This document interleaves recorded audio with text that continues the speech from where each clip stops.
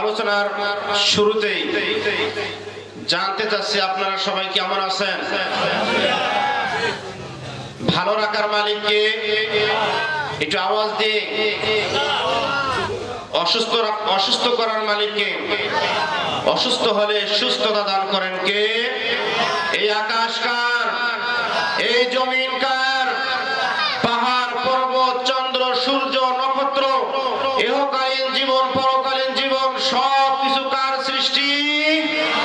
সেই আল্লাহ তাআলার দরবারে শুকরিয়া আদায় করি যে আল্লাহ পাক সুবহানাহু ওয়া তাআলা আমাদেরকে দয়া করে মায়া করে মহব্বত করে দিনের এক মজমায় বসার, আল্লাহর কোরআন থেকে রাসূলুল্লাহ সাল্লাল্লাহু আলাইহি সাল্লামের মুখ নিঃসৃত হাদিস থেকে কিছু কথা বলা এবং শোনার আল্লাহ তাআলা সুযোগ করে দিলেন। এই জান্নাতের বাগানে বসার সুযোগ করে দিলেন।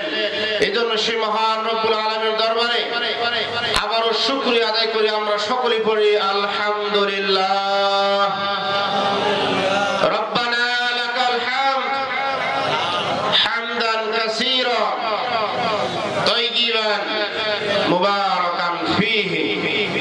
সম্মানিত উপস্থিতি, কথা হবে আল্লাহর কোরআন থেকে, কথা হবে রাসূলুল্লাহ সাল্লাল্লাহু আলাইহি সাল্লামের মুখ নিঃসৃত বাণী থেকে, ঠিক কি না? যত এখানে কোরআন এবং হাদিস থেকে কথা বলা হোক, এক শ্রেণীর মানুষ আছে, আপনি যতই দলিল দিয়ে আপনি কথাবার্তা বলেন না কেন, তাদেরকে যতই দলিল দিয়ে হাদিসের রেফারেন্স দিয়ে কোরআনের রেফারেন্স দিয়ে যতই তাদেরকে বলা হোক না কেন, তাদের গায়ে চুলকানি শুরু হয়ে যায়। কথা বলেন ঠিক কিনা? এরকম লোক আছে না? যতই বলেন কোরআন দিয়ে আপনি, তারা বলবে এরা তো ওই দলের লোক। কথা বলেন ঠিক কিনা? এরকম লোক আছে না এই বাংলার জমিনে? সম্মানিত উপস্থিতি, কথা হবে আল্লাহর কোরআন থেকে। এতে কারো ভালো লাগুক আর না লাগুক, ঠিক কিনা? কথা হবে রাসূলের হাদিস থেকে। তাতে কারো চুলকানি আসুক বা না আসুক, কথা বলা আমরা বন্ধ করব না। ইতিপূর্বে আমরা বন্ধ করি নাই, ভবিষ্যতে আমরা করব না। যদি আমাদের হুমকি আর দামকি দেন না কেন, কথা হবে আল্লাহর কোরআন থেকে। কথা বলেন ঠিক কিনা? সেই কোরআন থেকে কথা শোনার জন্য আপনারা রাজি আছেন না নাই? প্রিয় উপস্থিতি, মনে রাখবেন বেগুন এলার্জির জন্য ক্ষতিকর, ঠিক কিনা? কালীগঞ্জের বেগুন, তিলভান্ডারের বেগুন যদি আপনি এলার্জি যাদের আছে, তারা যদি তিলভান্ডারের বেগুন খায় চুলকাবে কিনা? লালমনিরহাটের বেগুন খাইলেও চুলকাবে। ঢাকার বেগুন যদি খায় তারও চুলকানো শুরু হয়ে যাবে। আর যাদের যে সমস্ত মুনাফিক মার্কা এলার্জি মার্কা মুসলমান রয়েছে, এদের বেগুন দেখলেই চুলকাবে। কথা বলেন ঠিক কিনা? প্রিয় উপস্থিতি, আসুন আপনাদের খেদমতে পবিত্র কোরআনুল কারীম থেকে সূরা আলে ইমরানের 31 নম্বর আয়াত আমি আপনাদের সামনে তেলাওয়াত করেছি। কি সূরা? সূরা আলে ইমরান আয়াত নম্বর 31। এই সূরা, এই আয়াতের ভিতরে আমরা দেখি তো আল্লাহ তাআলা কি বলেছেন। আল্লাহ পাক রব্বুল আলামিন পবিত্র কোরআনুল কারীমের ভিতরে সূরা আলে ইমরানের 31 নম্বর আয়াতে আল্লাহ তাআলা ডাক দিয়ে বললেন, কুল ইন কুনতুম তুহিব্বুনাল্লাহ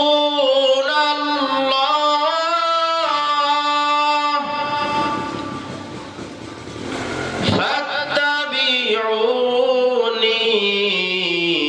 ইউহিব্বুকুমুল্লাহ।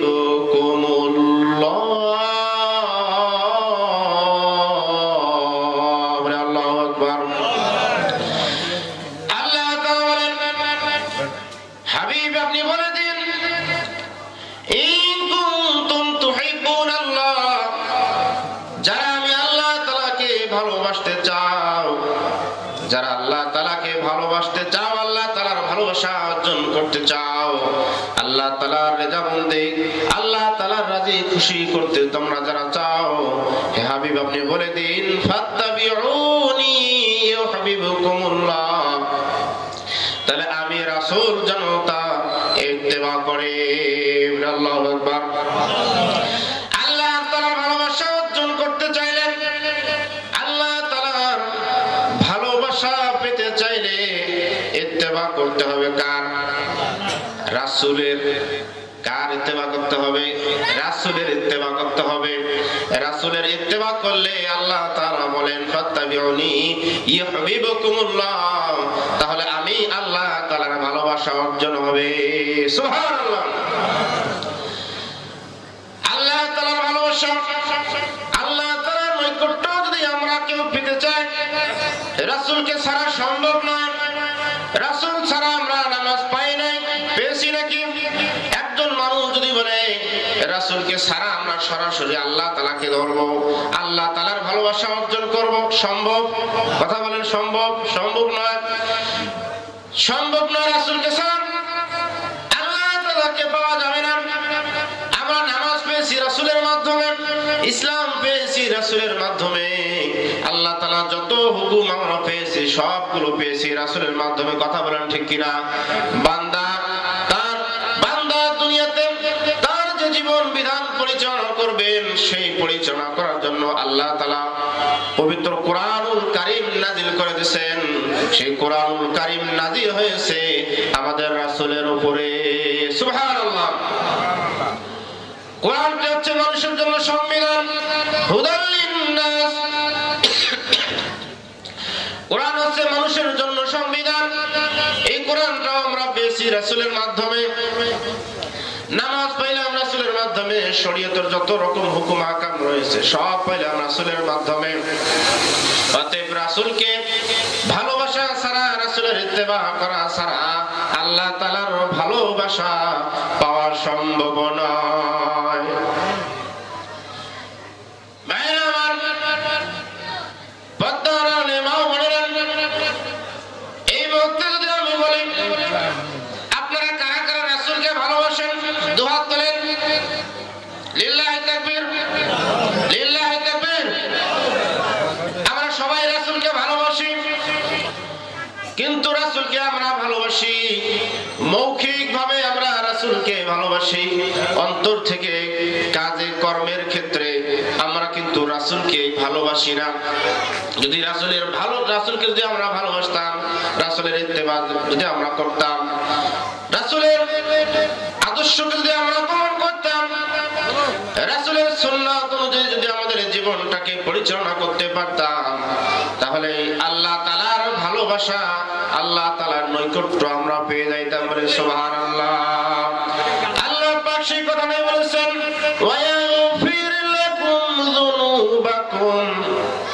আল্লাহ তাআলা যে ব্যক্তিগুলো রাসূলের ইত্তেবা করবে, রাসূলকে ভালোবাসবে, রাসূলের আদর্শটাকে গ্রহণ করবে, রাসূলের আনিত দ্বীনকে প্রতিষ্ঠিত করার জন্য কাজ করবে, তাহলে আল্লাহ তাআলা ওয়া ইয়াগফির লাকুম, ক্ষমা করে দেবে, যুনুবাকুম, জীবনের যত রকম পাপ রয়েছে, গুনাহ রয়েছে, সব গুনাহগুলো আল্লাহ তাআলা ক্ষমা করে দেবে।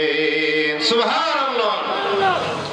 শুধু গুনাহগুলো ক্ষমা করে দেবেন তাই নয়, কিতাবের মধ্যে আছে আল্লাহ যখন বান্দার গুনাহগুলো মাফ করে দেয়, এতটুকু শেষ হয়ে যায় না। বান্দার আমলে যতগুলো গুনাহ ছিল, এই গুনাহগুলো আল্লাহ তাআলা নেকিতে পরিবর্তন করে দিয়ে দেয়। সুবহানাল্লাহ। বান্দা তার আমলে যত রকমের গুনাহ আছে, রাসূলের ইত্তেবা করার কারণে সব গুনাহগুলো আল্লাহ তাআলা কি করে দেবেন? ক্ষমা করে দেবেন। আর শুধু ক্ষমা করে দেবেন এতটুকু শেষ হয় না, এতটুকু শেষ হয় না।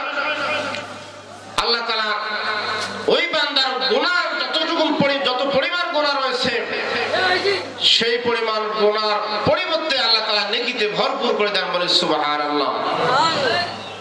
রাসূলকে আমরা ভালোবাসি, সবাই আমরা ভালোবাসি। রাসূলকে আমরা যদি সত্যিকারের অর্থে ভালোবাসতাম, রাসূলের আনিত দ্বীনকে প্রতিষ্ঠিত করার জন্য আমরা কাজ করতাম, রাসূলের রেখে যাওয়া সম্পদকে আমরা আঁকড়ে ধরতাম।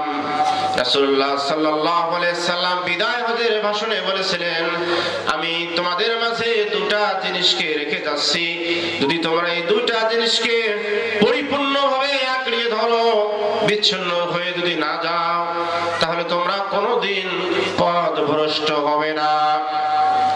তার একটি হচ্ছে কিতাবুল্লাহ, আল্লাহ তাআলার কিতাব, আর একটি হচ্ছে সুন্নতে রাসূলুল্লাহ, রাসূলুল্লাহ সাল্লাল্লাহু আলাইহি সাল্লামের সুন্নাত, রাসূলুল্লাহ সাল্লাল্লাহু আলাইহি সাল্লামের আদর্শ।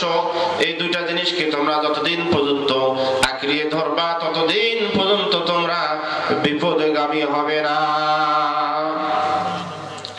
মুসলমান ভাইরা আমার, রাসূলকে আমরা কতটা ভালোবাসি যদি মসজিদগুলোতে আমরা তাকাই, রাসূলুল্লাহ সাল্লাল্লাহু আলাইহি সাল্লাম জীবনের অন্তিম সময়ে যখন তিনি এই দুনিয়া থেকে চলে যাবেন, ঠিক অন্তিম সময়ে কয়েকদিন থেকে অসুস্থ ছিলেন, অন্তিম সময়ে তিনি সাহাবীদের কাঁধে ভর করে মসজিদে গিয়ে নামাজ পড়েছেন। এই হাদিস আমরা শুনেছি কিনা? আওয়াজ দিবেন, শুনেছি কিনা? রাসূলের অন্তিম এই শেষ মুহূর্তে তিনি একটি বাক্য বলেছিলেন, আসসালাত আসসালাত আসসালাত আসসালাত আইমানুকুম আসসালাত। রাসূলুল্লাহ সাল্লাল্লাহু আলাইহি সাল্লাম সাহাবীদেরকে বলেছিলেন, সাহাবীরা রে, তোমরা নামাজকে কখনো ছেড়ে দিবে না, তোমরা নামাজকে প্রতিষ্ঠিত করবে। সুবহানাল্লাহ। তাহলে রাসূলকে আমরা এত ভালোবাসি, তাহলে দেখেন মসজিদগুলোতে শুক্রবার মসজিদ ভরপুর হয়ে যায় নামাজ দিয়ে, ঠিক কিনা? একটা 15-20 পর্যন্ত মুসল্লি না হলেও একটা 25-দেড়টার মধ্যে মসজিদ ভরপুর হয়ে যায়, কিন্তু বাকি ওয়াক্তগুলোতে 7 দিন মসজিদের ভিতরে ইমাম, মুয়াজ্জিন আর 2-4 জন মুরব্বি ছাড়া আর লোক খুঁজে পাওয়া যায় না। কথা বলেন ঠিক কিনা? আপনাদের এলাকায় না থাকলেও আমাদের এলাকায় আছে। ওয়াক্তি নামাজের সময় 4 জন 5 জন, যদি কোনোদিন আকাশ খারাপ হয় বা ঠান্ডা একটু বেশি হয়, দেখা যায় যে ইমাম আর মুয়াজ্জিন, ঠিক কিনা বলেন? ভুল বললাম? মনে কষ্ট নিলেন নাকি? বাস্তবতা। অথচ রাসূলকে আমরা ভালোবাসতেছি, শুধু নামাজের ক্ষেত্রে নয়। মুসলমান ভাইরা আমার, শুধু নামাজের ক্ষেত্রে নয়, এইভাবে করেন পারিবারিক জীবনের রাসূলের সুন্নাত নাই, সামাজিক জীবনে রাসূলের আদর্শ নাই, রাষ্ট্রীয় জীবনে রাসূলের আদর্শ নাই, রাষ্ট্রীয় জীবনে রাসূলের রেখে যাওয়া দিন নাই। এজন্য তো আমাদের কাছে আজকে আমরা মুসলমানরা আজকে সব জায়গায় লাঞ্ছিত আর বঞ্চিত, সব জায়গায় মুসলমানরা আজকে নির্যাতিত হয়েছে। কথা বলেন ঠিক কিনা? কারণ আমরা কোরআন থেকে দূরে সরে গেছি, রাসূলের আদর্শ থেকে আমরা দূরে সরে গেছি। এই যে এই চাঁদের মাসের পরের মাস হচ্ছে রজব মাস, ঠিক কিনা? মেরাজের মাস, মসজিদে মসজিদে বয়ান হবে, মেরাজ সম্পর্কে আলোচনা করা হবে, ঠিক কিনা? মেরাজে রাসূলুল্লাহ নামাজ নিয়ে এসেছেন, সেই নামাজের কথা আলোচনা করা হবে। এরপরে দরুদ পড়া হবে, দরুদ শরীফ পড়া হবে, মিলাদ কিয়াম করা হবে। এরপরে মিষ্টি খেয়ে বা জিলাপি খেয়ে, খোরমা খেয়ে বাড়িতে যে ঘুম, ফজরের নামাজ আর নাই। কথা বলেন ঠিক কিনা? আছে না নাই?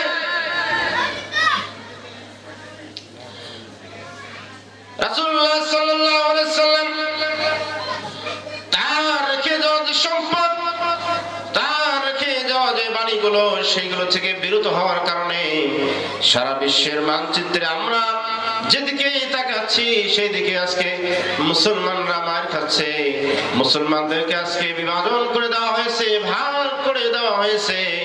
কেউ বা করবে তাবলীগ, কেউ পাবলিক, কেউ আওয়ামী লীগ, কেউ বিএনপি, কেউ জামাত, কেউ লম্বা টুপি পরবে, কেউ খাটো টুপি পরবে, কেউ 5 কলি টুপি পরবে। কথা বলে আছে নাই? যাতে মুসলমানরা একত্রিত হয়ে একতাবদ্ধ হয়ে আল্লাহর এই জমিনে আল্লাহর কোরআনকে প্রতিষ্ঠিত করতে না পায়, এই জন্য একটা চক্র এইভাবে করে মুসলমানদেরকে বিভাজন করে দিয়েছে, ভাগ করে দিয়েছে, যাতে করে তারা কোরআন দিয়ে আল্লাহর এই জমিনকে পরিচালিত করতে না পারে। এই জন্য তারা এইভাবে করে মুসলমানদেরকে বিভিন্ন দলে বিভক্ত করে দিয়েছে। কথা বলে ঠিক কিনা? আমরা রাসূলকে কেমন করে কেমন ভালোবাসি, ছোট্ট একটা উদাহরণ দিলে আপনারা বুঝবেন।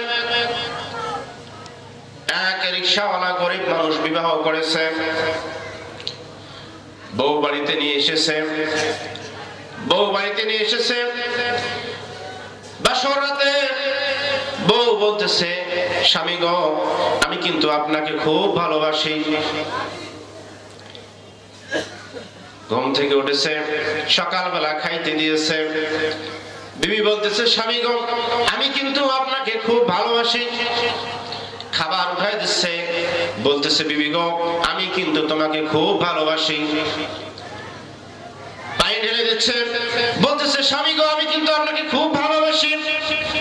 এরপরে রিকশা নিয়ে স্বামী যখন বাড়ি থেকে রওনা করেছে, কামাইয়ের উদ্দেশ্যে রওনা করেছে, স্ত্রী বলতেছে, স্বামী গো, একটা কথা মনে রাখবা, সারাদিনের জন্য বাড়ি থেকে চলে যাচ্ছ, মনে রাখবা স্বামী গো, আমি কিন্তু তোমাকে খুব ভালোবাসি।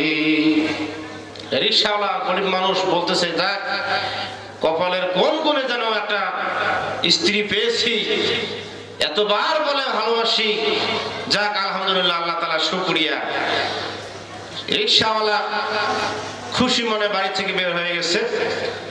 বের হয়ে কিছু দূর যাওয়ার পরে একটা ট্রাক এসে ওই রিকশাকে অ্যাক্সিডেন্ট করে দিয়েছে। রিকশাওয়ালার হাত কেটে গেছে, পা কেটে গেছে, রক্ত পড়তেছে, ধর করে রক্ত পড়তেছে। এখন লোকজন ধরাধরি করে তাকে বাড়িতে নিয়ে আসলো, যেহেতু পাশাপাশি অ্যাক্সিডেন্টটা হয়ে গেছে, এজন্য তাকে বাড়িতে নিয়ে আসলো।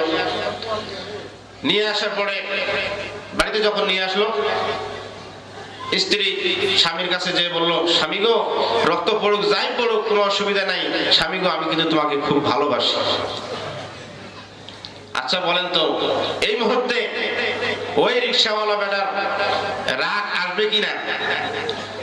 সে এখন বলতেছে, স্ত্রী, তুমি যদি সত্যিকারে আমাকে ভালোবাসো, তাহলে আগে তো আমার রক্ত বন্ধ করো, ব্যান্ডেজ আনো, সাবলন আনো, আমার এটাকে বাঁধো, সেলাই দেওয়ার প্রয়োজন হলে সেলাই দাও, ডাক্তার দেখার প্রয়োজন হলে ডাক্তারকে নিয়ে আসো, তাহলে তো বুঝবো যে তুমি আমাকে ভালোবাসো। কথা বলো ঠিক কিনা? কিন্তু তুমি এসব না করো, তুমি আমার রক্ত পড়তেছে, আমার শরীর থেকে দর করে রক্ত পড়তেছে, আর তুমি বলতেছো আমি, স্বামী গো, এদিকে রক্ত যাই পড়ো, এদিকে যাই হোক, স্বামী গো, মনে রাখেন আমি কিন্তু আপনাকে খুব ভালোবাসি। কথা বলেন, এখন স্বামীর রাগ হবে কিনা? মুসলমান ভাইরা আমার, হাসির খবর দিলাম না, সারা বিশ্বের মানচিত্রে আপনি আমি যদি তাকাই, ফিলিস্তিনের মুসলমানদেরকে ওই জালিমেরা কিরকম ভাবে হত্যাযজ্ঞ চালাচ্ছে, অসহায় নারী পুরুষদের উপর কিভাবে গোলাবর্ষণ করতেছে এবং আবর্ষণ করতেছে। শুধু ফিলিস্তিন নয়, সারা বিশ্বের, এমনকি আমাদের বন্ধু রাষ্ট্র, যাদেরকে আমরা বন্ধু রাষ্ট্র বলেছিলাম ভারতবর্ষে, সেই ভারতবর্ষেও মুসলমানদের উপর নির্যাতন আছে না নাই?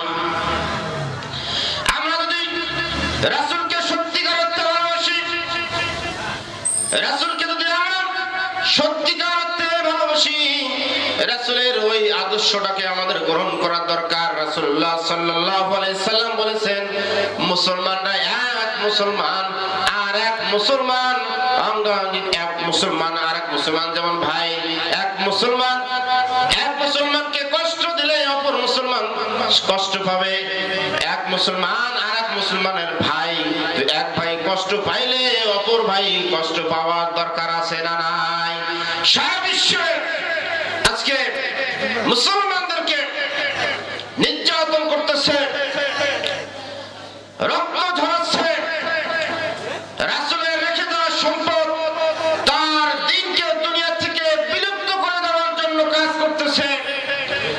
রাসূলের আদর্শটাকে দুনিয়া থেকে একেবারে বিতাড়িত করে দেওয়ার জন্য এক শক্তি কাজ করতেছে।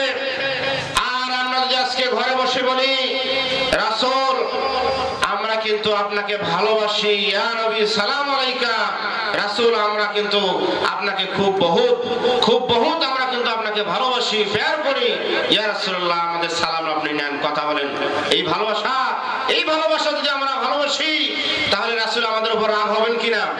একটু আওয়াজ দিয়ে মুসলমান রাগ হবেন কিনা? আমাদের কাজ করতে হবে গোটা দুনিয়ার সমস্ত মুসলমানদেরকে একতাবদ্ধ হয়ে আমাদেরকে আল্লাহর জমিনে আল্লাহর দ্বীনকে প্রতিষ্ঠিত করার জন্য আমাদেরকে কাজ করতে হবে, কথা বলেন ঠিক কিনা? আল্লাহর জমিনে যখন আল্লাহর কোরআন প্রতিষ্ঠিত হয়ে যাবে, কোন নাস্তিক কোন বেঈমানরা মুসলমানদের উপর কোন রকম হামলা নির্যাতন নিষ্পেষণ করার সাহস খুঁজে পাবে না, কথা বলেন ঠিক কিনা? মুসলমান কেমন ভালোবাসবে রাসূলকে? বুখারী শরীফের একটি হাদিস আমি আপনাদেরকে শোনাই দিয়েছি।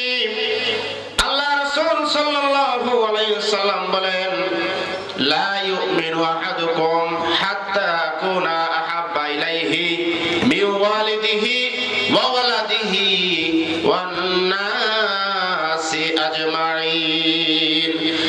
নবী সাল্লাল্লাহু আলাইহি ওয়াসাল্লাম বলেন, তোমরা কেউ ততক্ষণ পর্যন্ত পুরোপুরি মুমিন হতে পারবে না যতক্ষণ পর্যন্ত আমি রাসূল তোমাদের পিতামাতার চেয়ে, তোমাদের সন্তানাদের চেয়ে, এমনকি দুনিয়ার সব কিছুর চাইতে আমি রাসূলকে তোমরা যতক্ষণ পর্যন্ত ভালোবাসবে না ততক্ষণ পর্যন্ত তোমরা পরিপূর্ণ মুমিন হতে পারবে না। আমরা আমাদের সন্তানদেরকে ভালোবাসি কিনা? কথা বলেন। আপনারা আপনাদের সন্তানকে ভালোবাসেন না? আপনাদের বাবা মাকে ভালোবাসেন না? আমরা আমাদের সন্তানদেরকে ভালোবাসি, আমাদের বাবা মাকে ভালোবাসি, স্ত্রীকে ভালোবাসি, আমাদের আত্মীয় স্বজনদেরকে ভালোবাসি, আমাদের ব্যবসাকে ভালোবাসি, আমাদের কর্মকে ভালোবাসি, আমাদের চাকরিকে ভালোবাসি, আমাদের জায়গা জমি আমাদের সম্পদকে ভালোবাসি, আমাদের ক্ষমতাকে ভালোবাসি। এই সব কিছুর চাইতে যতক্ষণ পর্যন্ত রাসূলকে বেশি ভালোবাসা হবে না ততক্ষণ পর্যন্ত একটা মানুষ সে যত বড়ই মুমিন দাবি করুক না কেন, যত বড়ই পাক্কা মুমিন দাবি করুক না কেন, মুসলমান দাবি করুক না কেন, ততক্ষণ পর্যন্ত সে পরিপূর্ণ মুমিন হতে পারবে না। মুসলমান ভাইরা আমার, আমাদের ভালোবাসা আর সাহাবীদের ভালোবাসা আসমান আর জমিন তফাৎ, কথা বলেন ঠিক কিনা? আমাদের ভালোবাসা হচ্ছে একরকম, আমাদের ভালোবাসা হচ্ছে মসজিদের ভিতরে শুধু মিলাদের ভিতরে আমরা রাসূলকে ভালোবাসি, রাসূলের রেখে যাওয়া সম্পদ, রেখে যাওয়া দ্বীনকে বাস্তবায়নের জন্য আমরা কাজ করি না। মুসলমান ভাইরা রে আমার, একটা মানুষ যখন দুনিয়া থেকে চলে যান, দুনিয়া থেকে চলে যাওয়ার সঙ্গে সঙ্গে আমরা যখন জানাজা দিয়ে কাফন পরায়া জানাজা দিয়ে যখন আমরা কবরে রেখে আসি, রেখে আসার সঙ্গে সঙ্গে যারা আমরা কবরে নামাই, আমরা একটা কথা বলি, বিসমিল্লাহি ওয়া আলা মিল্লাতি রাসূলিল্লাহ, কথা বলেন। বলি কি বলি না? আওয়াজ বলি না? এই দোয়াটা পড়ে আমরা মুর্দাকে কবরে রাখি, বিসমিল্লাহি, আল্লাহর নামে শুরু করলাম, মিল্লাতি রাসূলুল্লাহ, রাসূলের দলে রাসূলের আওতায় আমরা তাকে রেখে আসলাম, এই কথাটা বলে আমরা আসলাম। যদি আমরা আরবিতে বলি, বাংলাটা হচ্ছে আল্লাহর নামে রাসূলের আওতায় আমরা রেখে আসলাম, রাসূলের দলে আমরা রেখে আসলাম। মুসলমান ভাইরা, ওই ব্যক্তিটা যদি তার 50-80 বছরে কোনদিন রাসূলের সুন্নাত তার ছিল না, রাসূলের আদর্শ তার জীবনে ছিল না, রাসূলের দ্বীনকে প্রতিষ্ঠিত করার জন্য তার কোনো কাজ ভূমিকা ছিল না, বরং আল্লাহর এই জমিনে কোরআন প্রতিষ্ঠিত হোক এটা চাইনি, বাধা প্রদান করেছে। আর যদি আমরা এই দোয়াটা পড়ে ওই মুর্দাকে আমরা রেখে আসি, বলেন তো আমরা মৃত্যু হলাম কিনা? মৃত্যু হলাম না? আমরা কিন্তু মৃত্যু হয়ে যাব। মুসলমান ভাইরা, এরপরে কবরের মধ্যে কয়টা প্রশ্ন করা হবে বলেন? 3টা প্রশ্ন করা হবে। 3টা প্রশ্ন করা হবে। তার মধ্যে একটা প্রশ্ন হচ্ছে মার রব্বুকা, তোমার রব কে? নারায়ে তাকবীর, নারায়ে তাকবীর, আল্লাহু আকবার, নারায়ে তাকবীর, নারায়ে তাকবীর। দ্বিতীয় আগমন মাহফিলের পক্ষ থেকে, সংগ্রামীর পক্ষ থেকে, সোনালী দলের পক্ষ থেকে নারায়ে তাকবীর। আলহামদুলিল্লাহ, আমাদের মাঝে আজকের মাহফিলের দ্বিতীয় আলোচক এসে গেছেন। আমি আর কথা বলবো না, পরিশেষে একটি কথা শুধু বলে শেষ করব।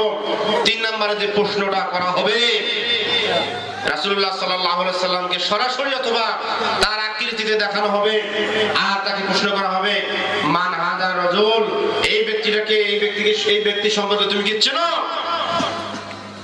তখন সেই লোকটা যদি রাসূলের আদর্শকে বাস্তবায়ন না করে নিজের জীবনের সঙ্গে, তাহলে ওই লোকটাকে উত্তর দিতে পারবে?